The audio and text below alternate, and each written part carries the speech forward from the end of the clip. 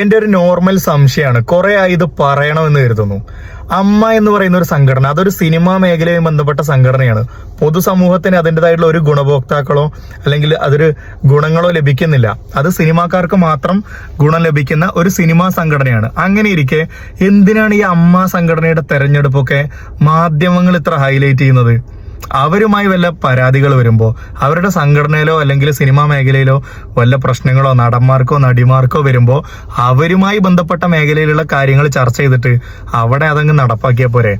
അമ്മയുടെ പ്രസിഡന്റ് ഇയാള്, അമ്മയുടെ വൈസ് പ്രസിഡന്റ് ഇയാള്, അമ്മയുടെ പ്രസിഡന്റോ ആരെങ്കിലും ആവട്ടെ, ഇതൊക്കെ എന്തിനാണ് ഈ നാട്ടുകാരെ അറിയിക്കുന്നത്? പോട്ടെ, ഒരു രാഷ്ട്രീയ പ്രസ്ഥാനത്തിന്റെ, രാഷ്ട്രീയ പാർട്ടികളുടെ പ്രസിഡന്റോ സംസ്ഥാന സെക്രട്ടറിയോ പ്രസിഡന്റൊക്കെ ഈ നാട്ടുകാർക്ക് അറിയിച്ചു കൊടുത്താൽ അതിന്റെ സമൂഹത്തിന്റെ പല തലങ്ങളിൽ അതിന്റെ നേട്ടങ്ങളോ അല്ലെങ്കിൽ അവരുമായി ബന്ധപ്പെട്ട കാര്യങ്ങൾക്ക് നടപടി ഉണ്ടാക്കാനൊക്കെ ജനങ്ങൾക്ക് ഉപകാരമാവും.